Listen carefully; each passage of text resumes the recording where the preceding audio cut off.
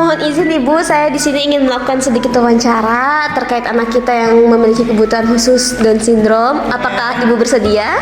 Iya, bersedia. Baik, saya akan mengajukan sedikit pertanyaan ya Ibu ya.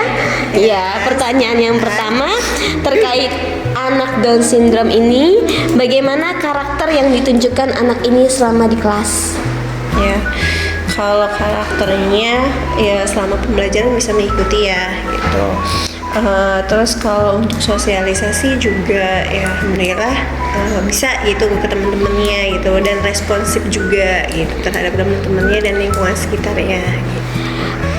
Apakah ada kebutuhan atau perilaku yang paling menonjol terkait anak Down syndrome ini di antara anak-anak yang lainnya? Tidak ada ya, itu kecuali memang kalau lagi tantrum aja sih gitu, lebih cenderungnya ke diam. Jadi ketika dia sedang merasa tidak senang, itu dia bagaimana menunjukkan sikapnya? Ya udah diem aja gitu, cemberut aja, diajak ngobrol pun memang tidak merespon gitu, bahkan lebih cenderung ya marah gitu ya, lebih cenderung marah. Nah, biasanya anak Down syndrome ini kan salah satu cirinya yaitu memiliki rasa ingin menarik perhatian. Ya, apakah dia juga menunjukkan gejala seperti itu? Kalau tidak tantrum ya, kalau lagi bercanda seru banget, nah itu dia ada gitu menarik perhatian temennya ataupun gurunya. Iya, gitu. kayak agak centil-centil gitu ya. Dan untuk anak ini biasanya metode apa yang Ibu berikan untuk belajar dalam pembelajaran? Ya, karena kalau untuk Alifa sendiri kan memang huruf abjad belum tahu ya gitu. Makanya kita fokuskan dulu ke huruf abjadnya dulu gitu, karena kan ditambah Alifa juga sudah kelas 5 gitu ya. Nah, jadi memang itu sih yang kita fokuskan, karena kalau abjadnya tidak tahu ya jadi kesulitan gitu. Abjad dan angka ya. Jadi calistung dasar ya. Iya. Kalau untuk bina diri apakah sudah bagus atau masih memerlukan bantuan?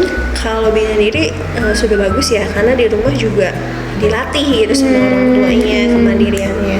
Jadi orang tuanya juga ikut kooperatif ya. Lalu bagaimana interaksi anak tersebut dengan teman-temannya?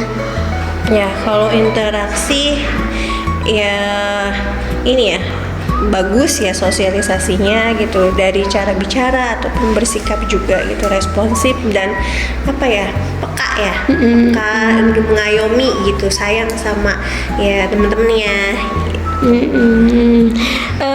Jika tadi kan katanya ketika misalnya tantrum itu dia diem aja nggak menjawab apapun, lalu bagaimana cara Ibu menangani sikap dia ketika sedang tantrum? Ya, kalau sedang tantrum ya memang kadang nggak bisa dipaksa ya. Kadang memang waktunya ke kelas nih atau waktunya mengikuti kegiatan apapun. Nah, kadang kalau dipaksa benar-benar nggak mau bangkit dari kursi, dari tempat duduk gitu. Nah, jadinya udah diam aja, cemberut gitu kan dengan gayanya Alifa gitu kan. Ya kadang itu menjadi PR juga ya gitu, gimana caranya ya tanpa paksaan tapi ya mau gitu mengikutinya gitu.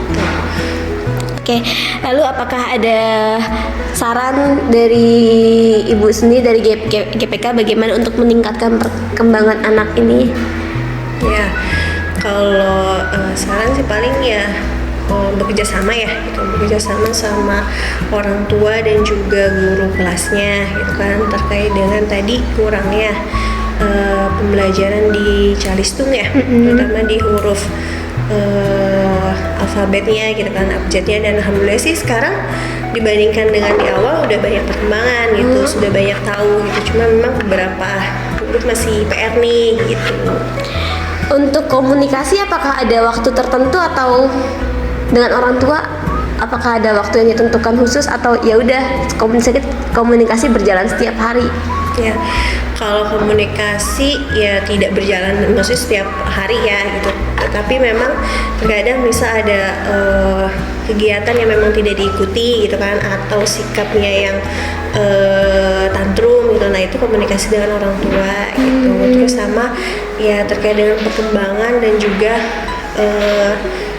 minta kerjasamanya gitu kan, terutama di pembelajaran ya, fokusnya di pembelajaran gitu sih. Tapi tidak setiap hari gitu, tapi memang ya sebulan sekali gitu atau sebulan 2 kali adalah. Jadi memang ketika ada hal-hal yang perlu didiskusikan ya Ibu. Oke, baik. Terima kasih Ibu, mohon maaf saya mengganggu waktunya. Ya tidak. Cukup sekian dari Kak dari